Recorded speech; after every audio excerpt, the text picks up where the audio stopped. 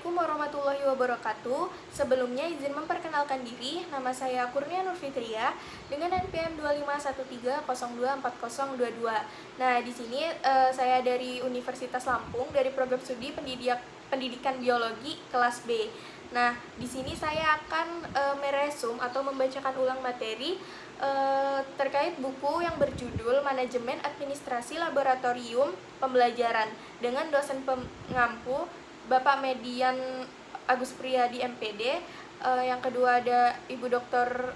Bertiolida MPD dan Ibu Mufidah Estukinasi MPD. Nah, langsung saja di sini bab pertama itu membahas tentang pentingnya administrasi laboratorium. Jadi, administrasi laboratorium adalah proses mengatur kegiatan laboratorium agar berjalan dengan teratur, tertib, dan efisien. Nah, administrasi laboratorium itu sendiri mencakup tentang penyusunan jadwal praktikum, terus pemeliharaan fasilitas laboratorium, dan lain-lain. Nah, di sini contohnya seperti laboratorium itu mengadakan buku inventaris untuk mencatat kondisi alat. Nah, yang kedua, di sini ada peran laboratorium dalam pendidikan biologi. Laboratorium sendiri itu berperan sangat penting dalam pendidikan biologi karena mahasiswa dapat mempelajari konsep-konsep biologi secara langsung melalui praktikum. Nah, mahasiswa juga bisa meningkatkan keterampilan mereka dalam menggunakan alat. Contohnya seperti mahasiswa melakukan praktikum mikroskopi untuk mengamati struktur sel. Nah, yang ketiga, di sini ada sumber daya laboratorium. Nah, sumber daya laboratorium itu sendiri meliputi seperti alat, bahan, ruang laboratorium, dan lain-lain. Nah, sumber daya tersebut harus dikelola dengan baik. Contohnya seperti laboratorium tersebut mengadakan peminjaman alat untuk mahasiswa dan peneliti. Nah, poin keempat di sini ada keselamatan kerja di laboratorium. Jadi, keselamatan kerja itu sangat penting dalam administrasi laboratorium. Jadi, setiap kegiatan praktikum harus memenuhi standar keselamatan untuk mencegah kecelakaan. Nah, contohnya seperti mahasiswa yang ingin praktikum harus menggunakan jas lab, sarung tangan, dan masker saat ingin melakukan praktikum. Selanjutnya bab 2. Jadi di bab 2 ini membahas tentang dasar teori administrasi laboratorium. Nah, menurut saya bab 1 dan bab 2 itu materinya tidak jauh beda. Nah, langsung aja ke materi bab 2. Jadi di bab 2 ini administrasi laboratorium itu merupakan kegiatan perencanaan, pengorganisasian, pengendalian dan evaluasi untuk mengelola kegiatan laboratorium agar berjalan efektif dan teratur. Nah, contohnya seperti menyusun jadwal praktikum dan membuat peraturan SOP. Nah, yang kedua, di sini ada pengelolaan sumber daya. Nah, seperti di bab pertama tadi, sumber daya itu meliputi seperti bahan, alat, tenaga kerja, dan lain-lain. Contohnya di sini seperti mengontrol stok bahan kimia.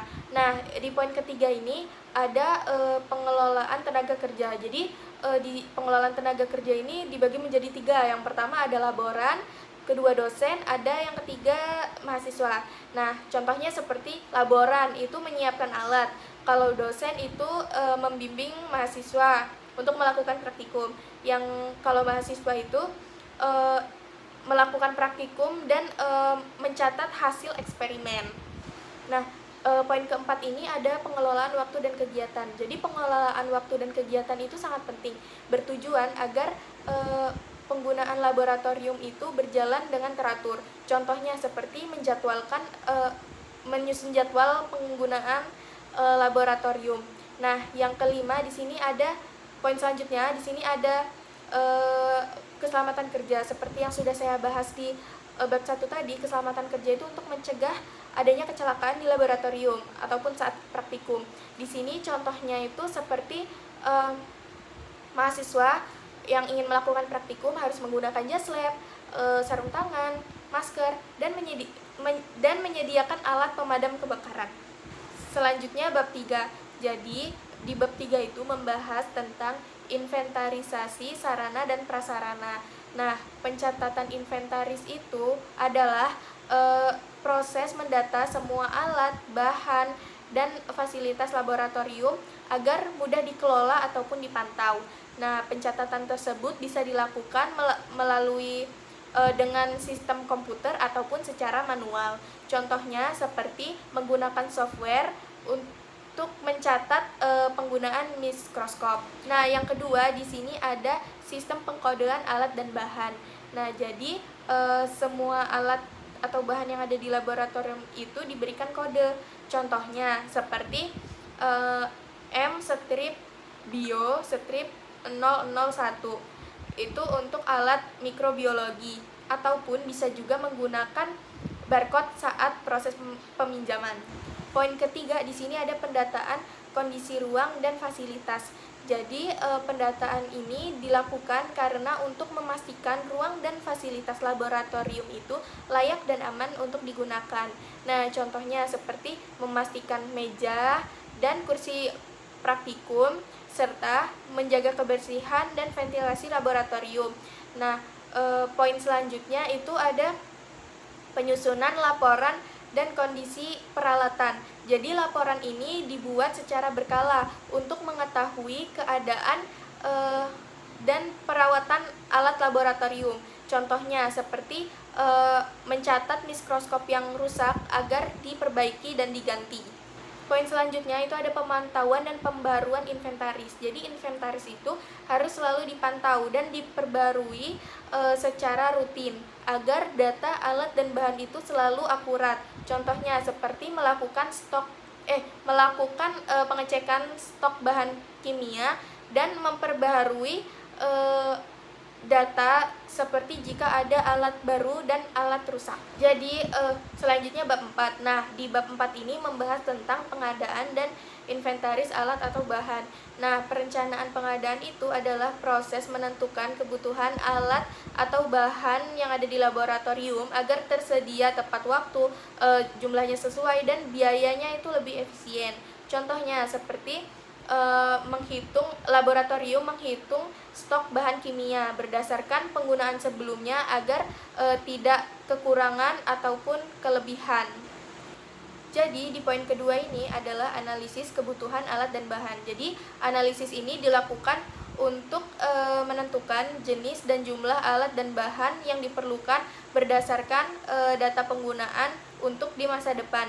Contohnya seperti laboratorium menggunakan data praktikum sebelumnya untuk memperkirakan kebutuhan di semester berikutnya. Poin ketiga adalah pembelian dan penerimaan alat dan bahan. Jadi proses ini dilakukan untuk memastikan bahwa alat yang dibeli itu sesuai dengan yang dipesan dari segi jumlah, segi kualitas, dan spesifikasi. Contohnya seperti jika bahan kimia datang, maka petugas laboratorium itu mengecek jumlahnya, terus kualitasnya, sama disesuaikan dengan faktur pembelian. Poin keempat itu adalah pengelolaan inventaris dan penyimpanan. Jadi pengelolaan inventaris itu adalah proses penyimpanan dan pengaturan stok barang agar tersedia dan tidak terjadinya pemborosan. Contohnya seperti bahan kimia yang masuk itu disusun sesuai tanggal masuk. Jadi sehingga bahan kimia yang lebih lama itu digunakan terlebih dahulu. Oke, selanjutnya bab 5. Nah, bab 5 ini membahas tentang pemeliharaan dan perawatan. Nah, pemeliharaan dan kalibrasi itu sangat penting karena memastikan bahwa alat tersebut ataupun alat yang digunakan itu bekerja dengan akurat dan menghasilkan hasil yang terpercaya. Contohnya seperti mengkalibrasi timbangan analitik. Nah, poin kedua itu adalah hubungan kalibrasi dan akreditasi laboratorium. Nah, jadi kalibrasi itu memiliki hubungan sangat penting dengan akreditasi laboratorium karena menunjukkan adanya alat tersebut itu memiliki standar yang jelas. Contohnya seperti laboratorium menyimpan sertifikat kalibrasi alat untuk diperiksa pada audit akreditasi. Poin ketiga yaitu dampak ketidakakuratan alat. Nah, jadi jika alat tersebut tidak terkalibrasi, maka akan menghasilkan data yang salah dan beresiko dalam penelitian atau industri. Contohnya seperti kesalahan dalam mengkalibrasi timbangan itu akan menyebabkan dosis obat tidak sesuai. Poin keempat di sini ada jadwal dan faktor lingkungan kalibrasi. Nah, jadi kalibrasi itu dilakukan secara terjadwal dan dipengaruhi oleh lingkungan seperti suhu dan kelembapan. Contohnya seperti spektrofotometer dikalibrasi dan ditempatkan di ruangan dengan suhu yang stabil. Poin kelima, di sini ada pemeliharaan dan pemusnahan alat dan bahan.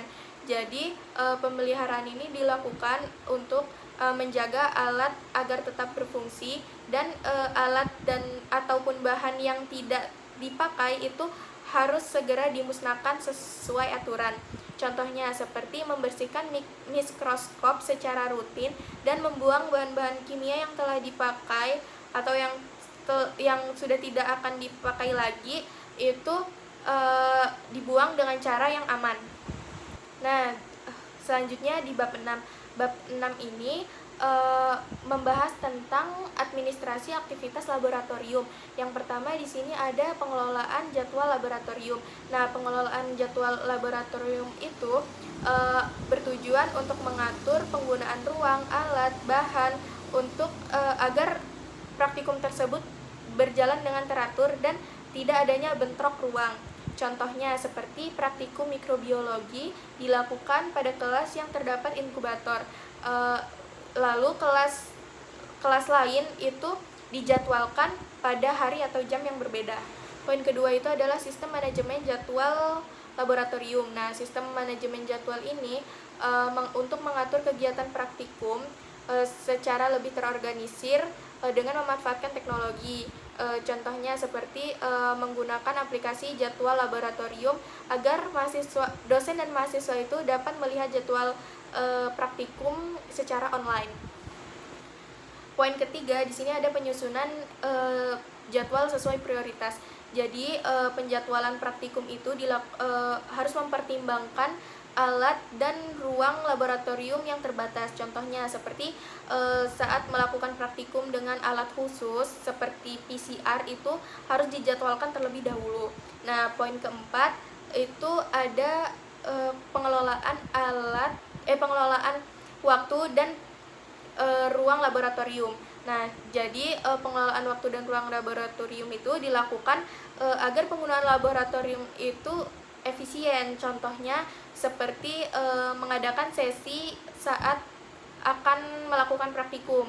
Jadi misal kayak sesi pertama itu pukul 8.00 sampai pukul 10, sesi selanjutnya pukul 10.30 sampai pukul 12.30.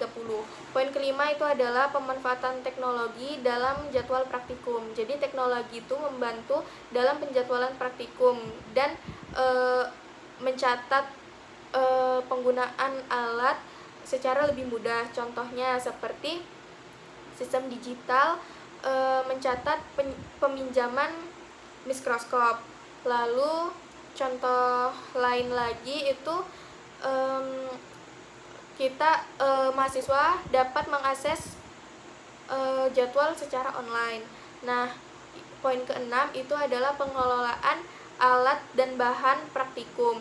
Jadi pengelolaan ini dilakukan untuk memastikan ketersediaan alat dan menjaga alat agar tetap baik. Nah, contohnya seperti mahasiswa mencatat saat meminjam mikroskop dan membersihkannya setelah digunakan. Oke, bab 7 itu membahas tentang dokumentasi dan laporan di laboratorium. Jadi dokumentasi itu sendiri adalah catatan kegiatan laboratorium yang disusun secara permanen, dan laporan itu sendiri adalah hasil analisis kegiatan yang disusun secara sistematis untuk evaluasi dan pertanggungjawaban. Contohnya seperti laporan praktikum. Di poin kedua itu adalah surat menyurat di laboratorium. Jadi surat menyurat itu sendiri adalah komunikasi tertulis digunakan untuk menyampaikan informasi penting dan mendukung administrasi laboratorium. Contohnya seperti surat permintaan alat dan bahan. Nah, di poin ketiga itu adalah jenis surat yang ada di laboratorium. Nah, laboratorium itu menggunakan berbagai jenis surat untuk kegiatan administrasi dan komunikasi. Contohnya seperti surat permintaan bahan dan surat laporan penelitian. Poin keempat yaitu SOP dalam surat menyurat. Jadi SOP itu berperan sangat penting dalam proses surat menyurat karena agar komunikasi jelas, tertib, dan sesuai prosedur. Contohnya seperti surat yang masuk itu harus dicatat di buku register. Nah, poin selanjutnya itu adalah pengarsipan data laboratorium. Jadi pengarsipan itu sendiri artinya penyimpanan dokumen laboratorium yang mudah ditemukan kembali dan keamanannya itu terjaga. Contohnya seperti dokumen hasil penelitian itu disimpan dalam bentuk berkas fisik ataupun file digital dalam komputer laboratorium. Baik, itu tadi resum atau materi yang telah saya jelaskan. Saya akhiri. Wassalamualaikum warahmatullahi wabarakatuh.